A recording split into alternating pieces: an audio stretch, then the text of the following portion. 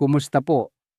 Ako po si Dr. Emmanuel Manny Santos, isang espesyalista sa kalusugan ng kababaihan na may higit 30 taon ng karanasan.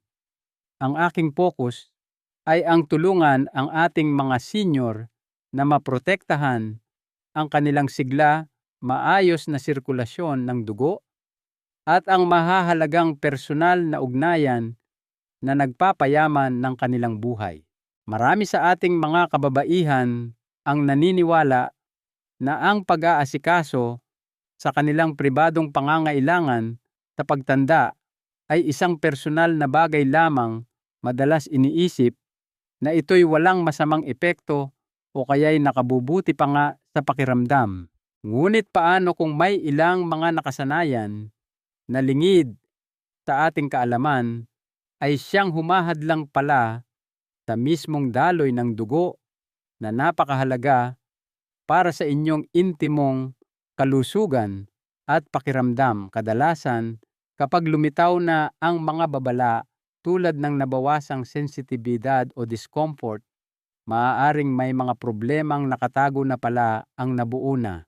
Alam niyo po, ang mismong gawain ng sariling pagbibigay kasiyahan ay hindi naman talaga ang problema, kundi ang paraan kung paano ito ginagawa.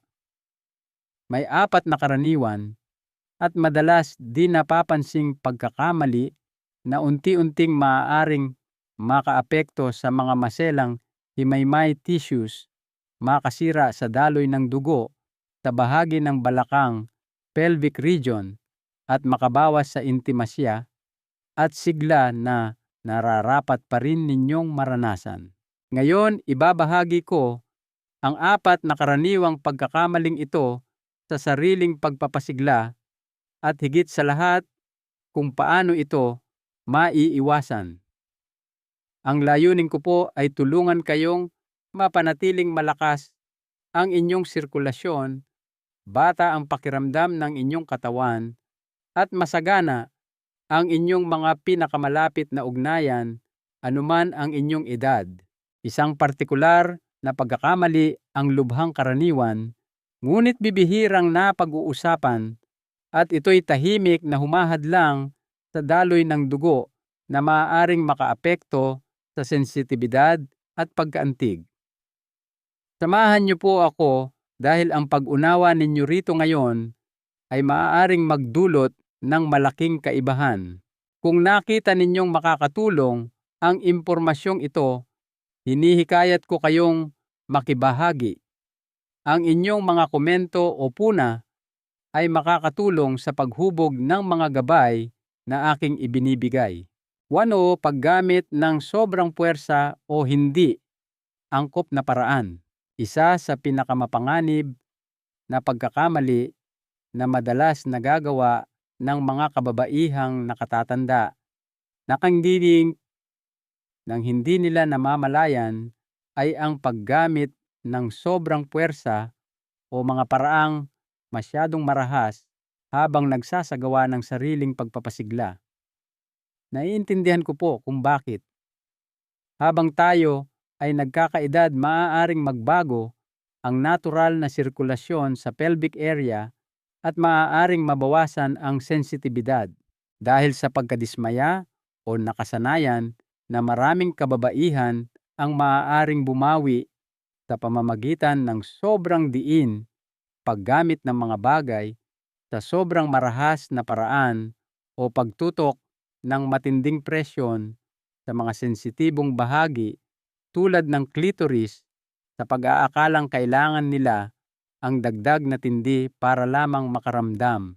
Subalit, ang ganitong kilos na tila maliit na pagbabago lamang ay tahimik na nagbibigay daan sa mga posibleng pangmatagalang problema. Ang ari ng babae, kasama na ang clitoris labia at mga himaymay sa puwerta, ay sagana sa mga delikadong ugat ng dugo at dulo ng nerbiyos, mga masalimuot na daanan ng mahalagang dugo na kailangan para sa pagkaantig, pakiramdam, lubrikasyon at pangkalahatang kalusugan ng himay-may. Ang paulit-ulit na paglalapat ng sobrang presyon o pagkiskis ay hindi lamang nagdudulot ng pansamantalang discomfort o iritasyon sa balat. Maaari itong tahimik na makapinsala sa mga marurupok na estrukturang ito. Sa paglipas ng panahon, naiipon ang pinsala. Maaring magkaroon ng maliliit na gasgas microabrasions, mamaga ito at humina ang daloy ng dugo. Ang pinakakakabahala, madalas hindi ninyo mapapansin ang pinsala hanggat hindi pa ito malala. Ang maaaring nagsimula bilang bahagyang pagkawala ng sensitibidad, panunuyo o discomfort habang may intimong gawain ay maaaring lumala. Sa bawat marahas o magaspang na kilos, maaaring napipinsala ninyo ang mga maselang himaymay at maliliit na ugat na kailangan ng inyong katawan upang mapanatili ang intimong kalusugan, kumpiyansa at sigla. Ito ay maihahalin tulad sa paulit-ulit na pagkuskos ng masyadong mariin sa isang pinong tela. Sa kalaunan hihina at masisira ang mga hibla nito. Pagkatapos ng edad na 60, hindi na kasing bilis makabawi ang katawan mula sa pinsala tulad ng dati. Ang mga himaymay na laging nababanat o naiirita ay hindi na kasing bilis humilom. Sa halip, maaari silang maging mas sensitibo sa sakit, magkaroon ng pangmatagalang pamamaga o kahit pa makaranas ng pagbawas sa sensitibidad ng nerbiyos. Kapag ang mga daanang ito ay nakompromiso na, ang pagpapanumbalik ng ginhawa at tamang pakiramdam ay maaaring maging isang mahirap na laban. Hindi ko po lubos na maipahayag kung gaano kahalaga na harapin ang aspetong ito ng pangangalaga sa sarili ng may pasensya at respeto sa inyong katawan. Ang banayad at maingat na paghaplos ay hindi lamang isang gawa ng kabaitan sa inyong katawan. Ito ay isang gawa ng pag-iingat. Ito ang maaaring maging pagkakaiba sa pagitan ng pagpapanatili ng intimong ginhawa at kumpiyansa hanggang sa inyong pagtanda o ang dahan-dahang makaranas ng papalalang discomfort o pagkawala ng pakiramdam nang hindi nauunawaan kung bakit. At hindi lamang ito ang natatagong panganib. Ang susunod na pagkakamali ay nagsisimula pa bago ang unang haplos na tahimik na nakakaapekto sa kahandaan ng inyong katawan. Tuho, pagpapabaya sa sirkulasyon sa bahagi ng balakang pelvic circulation at kahandaan.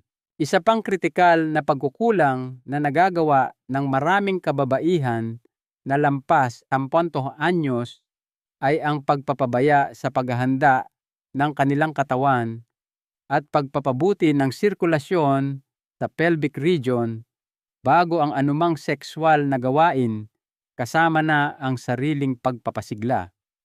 Maaaring isipin na hindi ito kailangan, hindi ba't dapat ito ay kusa o spontaneous. Ngunit ang katawan sa edad na 60, 70 o higit pa ay iba na ang takbo kumpara noong ito'y 30 anyos pa lamang. Ang mga ugat ng dugo ay maaaring hindi na kasing aktibo, ang mga himaymay ay hindi na kasing elastiko, ang lubrikasyon sa puwerta ay maaaring mas mabagal lumabas at ang sistema ng sirkulasyon ay mas dahan-dahan nang tumutugon. Ang paglaktaw sa warm-up o paghahanda para sa inyong katawan ay parang hinihilingan ninyo itong kumilos ng walang sapat na paghahanda.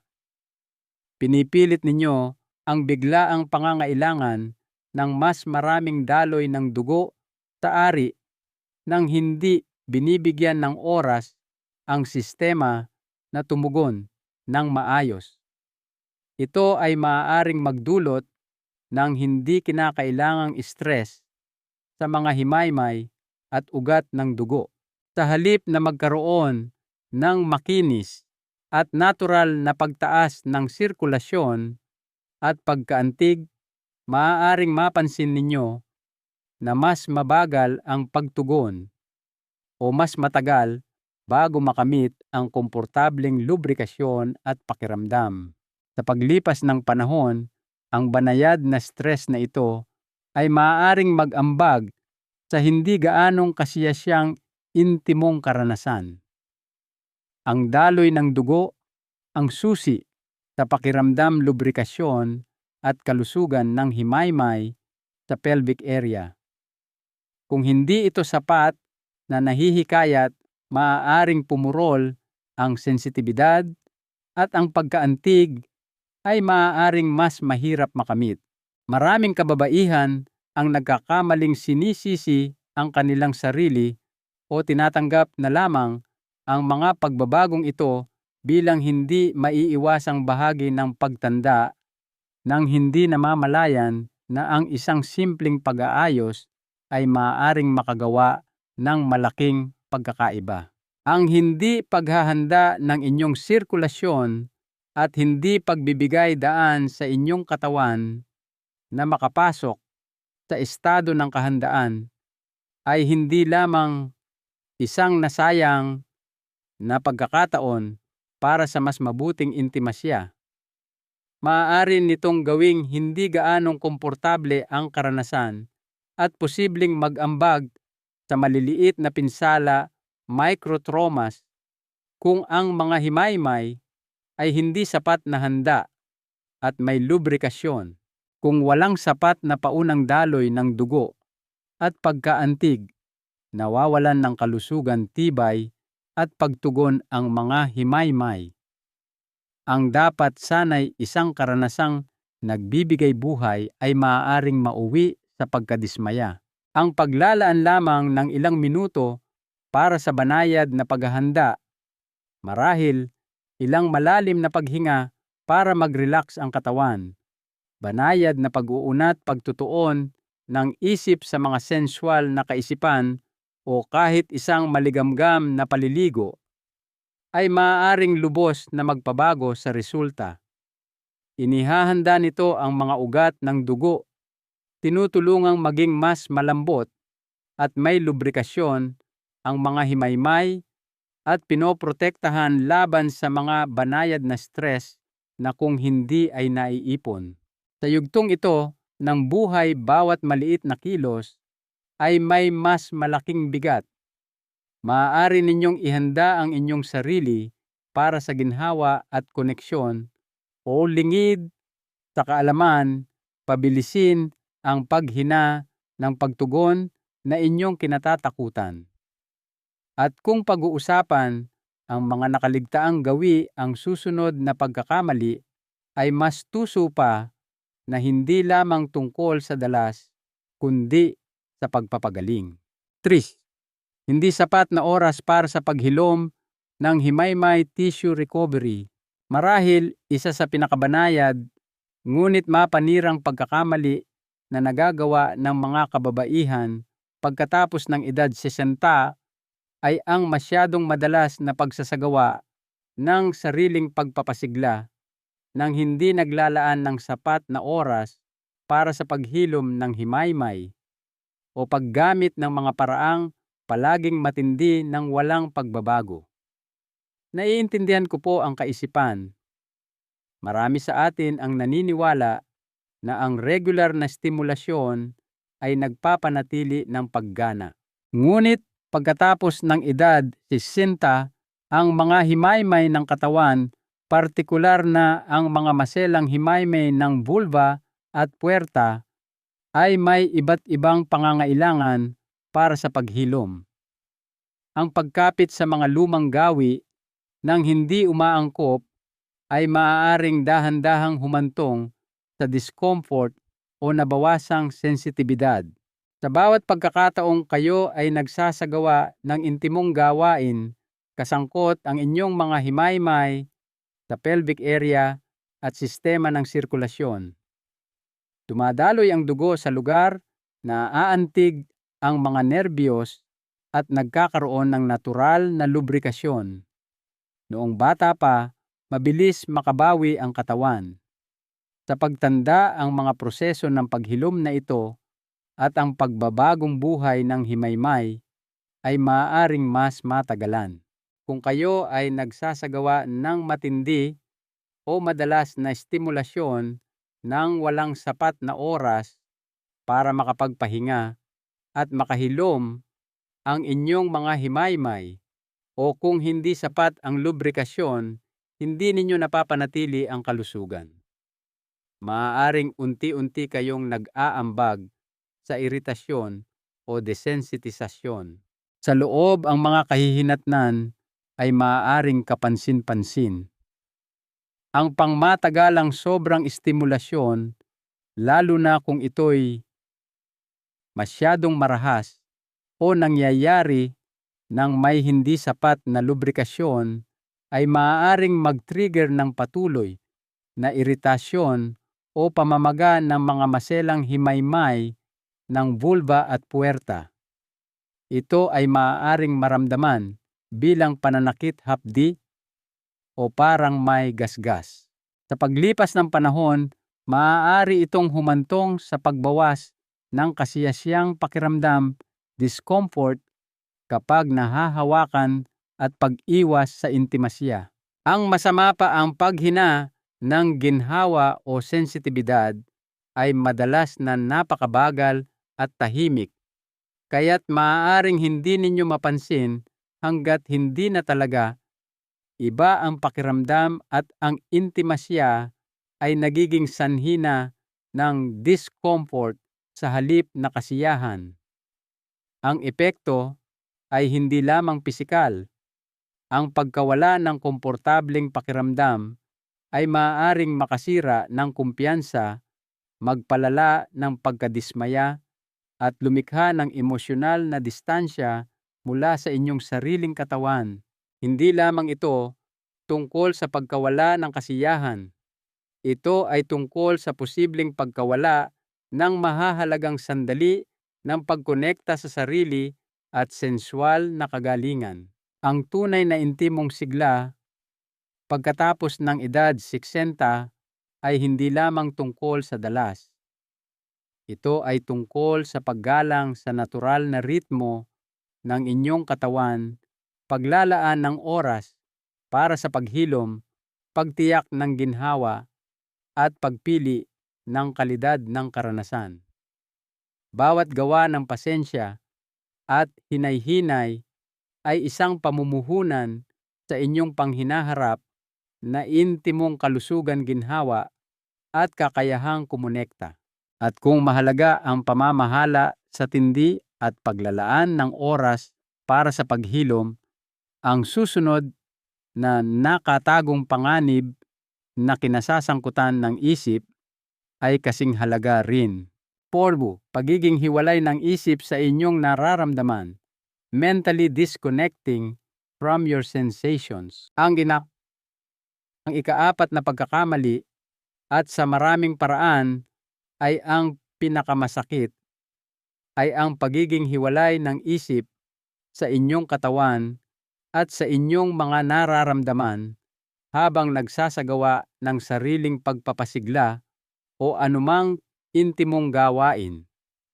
Madaling mahulog sa bitag na ito, lalo na pagkatapos ng edad asyantay, kung kailan nagiging pamilyar na ang mga rutina o kung may mga pinag-uugatang pagkabalisa tungkol sa mga pagbabago sa katawan, o marahil ay nagsisimula nang maramdaman ang emosyonal na pagkapagod.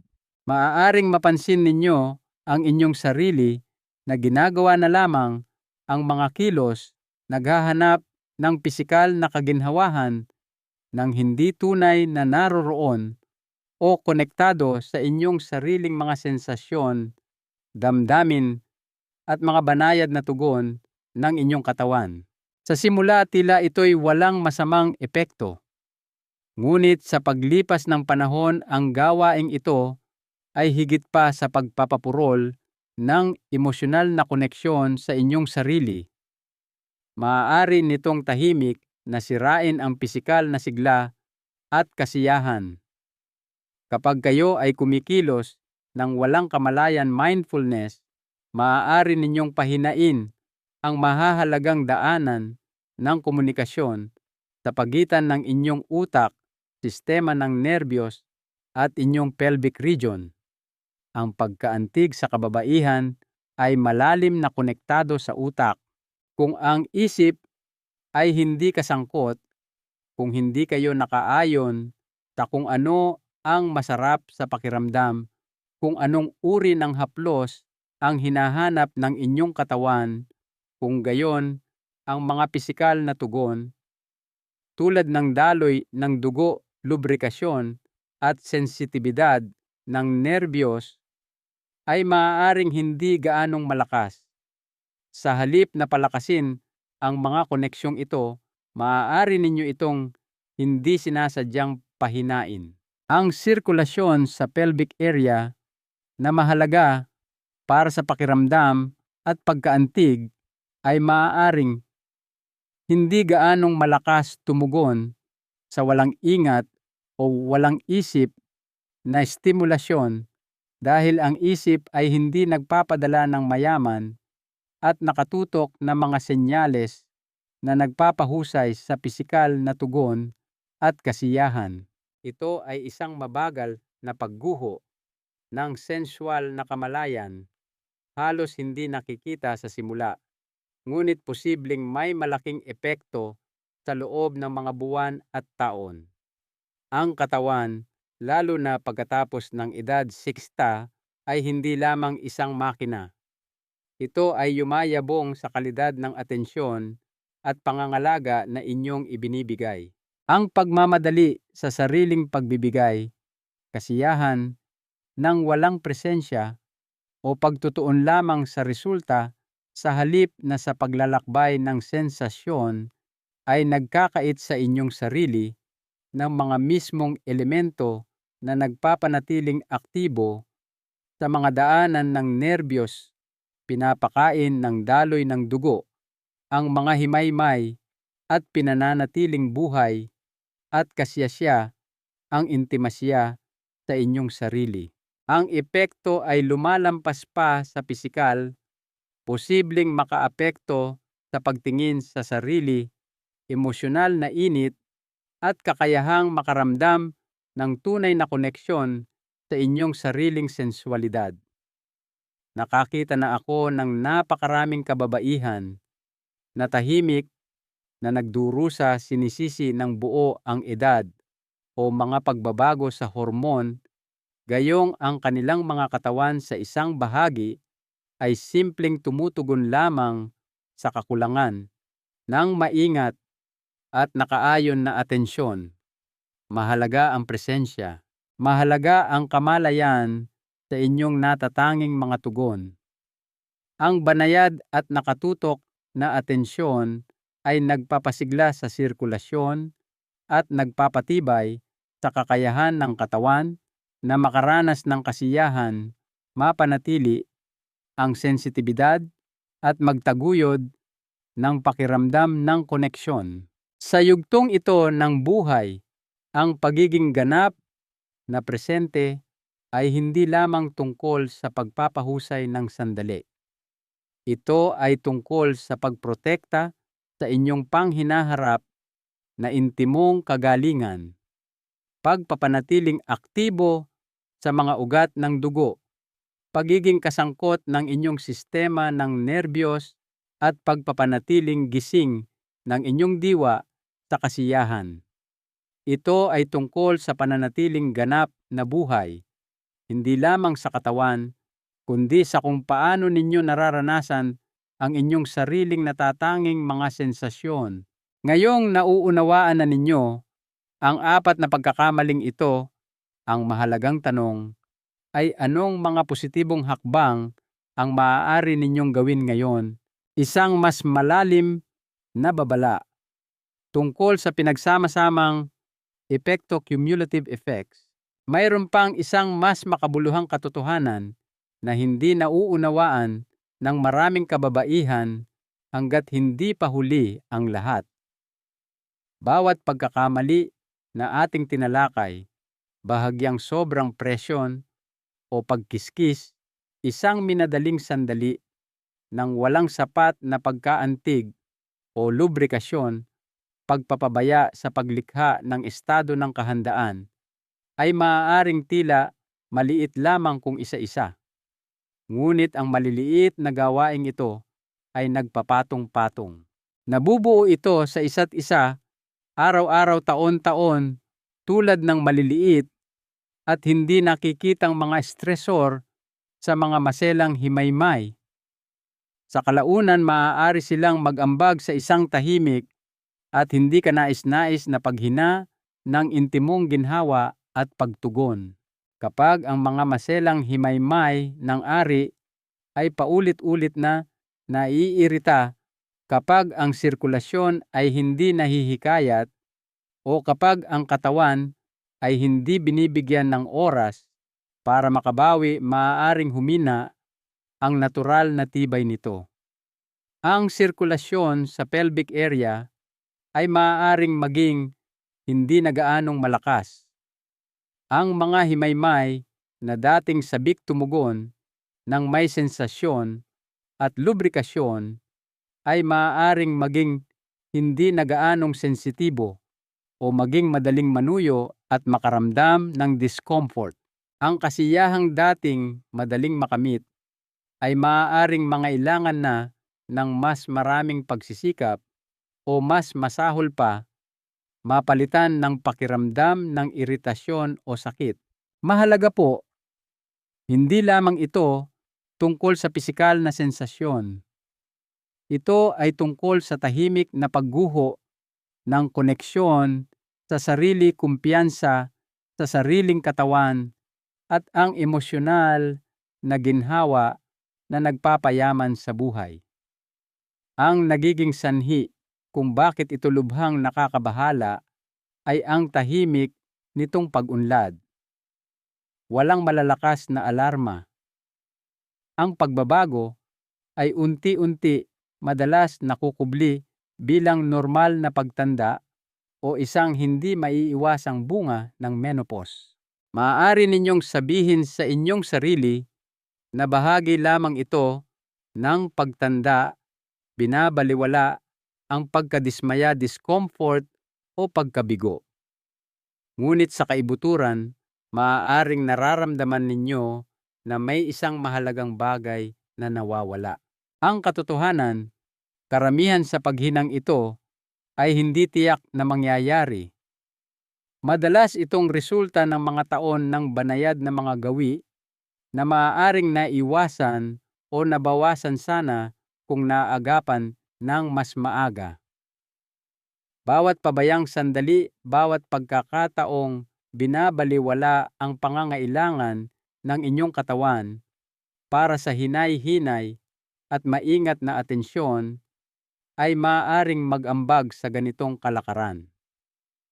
Sa paglipas ng panahon, ang mga salik na ito ay maaaring makabuluhang makaapekto sa inyong intimong kagalingan. Ibinabahagi ko po ito hindi para takutin kayo, kundi para bigyan kayo ng kapangyarihan. Mayroon pa rin kayong tunay na kapangyarihang baguhin ang landas. Hindi kayo walang magagawa at hindi pa huli ang lahat. Ang katawan, kahit pagkatapos ng edad 60, ay nagtataglay ng kahangahangang tibay kapag tinatrato ng may respeto at nakaayon na pangangalaga.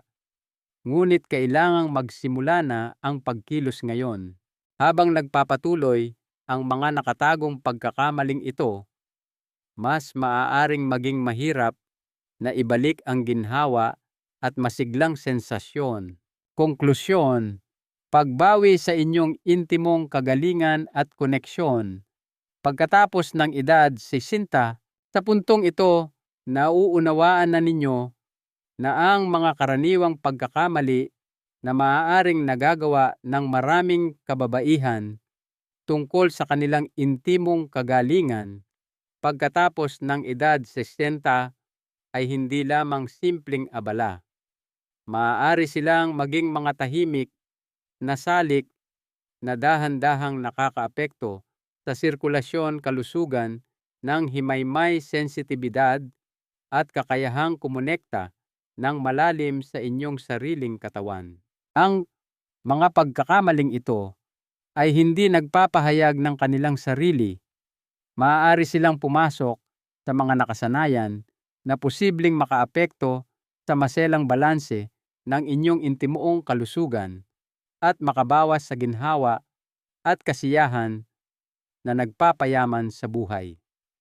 Maaari itong mangyari ng dahan-dahan tulad ng isang hindi napapansing pagbabago hanggang sa mapagtanto ninyo na iba na ang pakiramdam. Ngunit ang pinakamalaking panganib ay ang maniwala na ang ganitong paghina ay hindi maiiwasan, na ang discomfort na bawasang sensasyon o panunuyo ay bahagi lamang ng pagtanda para sa kababaihan. Narito po ako para sabihin sa inyo na hindi iyan ang buong kwento. Ang inyong katawan ay hindi sumusuko. Madalas itong tumutugon lamang sa kung paano ito tinatrato at naghihintay na bigyan ninyo ito ng pansin na ibigay dito ang banayad at maingat na pangangalaga na kailangan nito upang yumabong sa kabanatang ito ng buhay. Hawak pa rin ninyo ang kapangyarihang protektahan, alagaan, at kahit papahusayin ang ginhawa sensasyon at intimasya na nararapat sa inyo. Bawat maliit na pagpili ay mahalaga. Pagpili ng banayad na haplos kaysa marahas na presyon. Pagpiling hayaan ang inyong katawan na mag-warm up at maantig. Pagpiling maglaan ng oras para sa paghilom ng himaymay at tiyakin ang ginhawa. Pagpiling maging ganap na presente sa inyong sariling balat at nakaayon sa inyong mga sensasyon. Hindi lamang ito mga maliliit na pag-aayos. Ito ay mga gawa ng paggalang sa sarili, mga pangako sa pamumuhay ng ganap at makabuluhang pagkonekta sa inyong sariling katawan sa mga darating na taon. Hindi po kayo nag-iisa. Milyon-milyong kababaihan ang nahaharap sa mga katulad na tanong at pagbabago, ngunit mas kaunti ang may sapat na kaalaman upang harapin ito ng may pagkukusa. Sa pamamagitan ng pagkakaroon ng kamalayan at pagtangging tanggapin ang mga hindi kanais-nais na pagbabago, bilang tadhana, sumasama kayo sa mga pumipiling mamuhay ng may ginhawa koneksyon at dignidad habang lumilipas ang mga taon. Tandaan po, ang intimasiya sa inyong sarili pagkatapos ng edad 60 na ay higit pa sa isang pisikal na gawain lamang. Ito ay tungkol sa pagpapanatili ng daloy ng sensasyon at kasiyahan sa buhay sa pamamagitan ng inyong katawan, puso at diwa. Ito ay tungkol sa pananatiling bukas, may kumpiyansa sa inyong pag-unawa sa inyong katawan at matatag na nakatuon sa inyong kagalingan. Ito ay tungkol sa pagtangging hayaang kumupas ang inyong sensual na sarili gayong marami pa kayong buhay na mararanasan. Ngayon kayo ay nasa punto ng kamalayan. Maaari kayong magpatuloy sa mga gawi na maaaring lingid sa kaalaman ay nag-aambag sa paghina o maaari ninyong kontrolin ang sitwasyon. Maaari kayong pumili ng mga kasanayan na nag-aalaga, nagpoprotekta at nagpapanumbalik. Maaari ninyong panatilihing malusog ang inyong sirkulasyon sa pelvic area, malakas ang inyong kumpiyansa, at buhay ang inyong kakayahan para sa kasiyahan at koneksyon. Isang huling kaisipan mula kay Dr. Santos. Narito po ang isang aral sa buhay na natutunan ko sa loob ng maraming dekada ng aking pagsasanay sa pakikipagtulungan sa mga kababaihan sa lahat ng yugto ng buhay. Ang tunay na sigla at intimong kagalingan sa ating pagtanda ay hindi nagmumula sa paghingi ng higit pa mula sa ating katawan o sa pagnanais na sila'y maging tulad ng dati, kundi mula sa mas malapit na pakikinig sa kung ano ang kailangan nila ngayon. Ito ay tungkol sa pakikipagtulungan sa inyong katawan, hindi kontrol dito. Igalang ang kasalukuyang ritmo ng inyong katawan, respetuhin ang mga limitasyon at sensitibidad nito, at alagaan ang mga sistema nito ng may banayad at maingat na atensyon. Ito ay maglilingkod sa inyo ng mabuti na magbibigay daan para sa ginhawa koneksyon, kasiyahan at galak hanggang sa malayong hinaharap. Ang inyong paglalakbay sa pagbawi at pag-iingat ng inyong intimong ginhawa at koneksyon ay nagsisimula na ngayon. Bawat may kamalayan at banayad na pagpili ay umaaling-aungaw sa mga darating na taon. Sana po ay naging mahalaga ang talakayang ito. Mangyaring ibahagi ang inyong mga saloobin o katanungan kung komportable kayong gawin ito. Ang inyong mga karanasan ay maaaring magpayaman sa ating kolektibong pag-unawa. Kung ito ay tumatak sa inyo, mangyaring isaalang-alang ang pagbabahagi nito sa mga kaibigan o miyembro ng pamilya na maaaring makinabang sa pananaw na ito. At kung nais ninyong makatanggap ng higit pang mga kaalaman sa pagpapanatili ng kalusugan at sigla habang kayo ay nagkakaedad, inaanyayahan ko kayong mag-subscribe. Ang inyong pinakamahuhusay na taon na puno ng kamalayan sa sarili at banayad na pangangalaga ay maaaring nasa hinaharap pa, naghihintay na mabuhay ng ganap.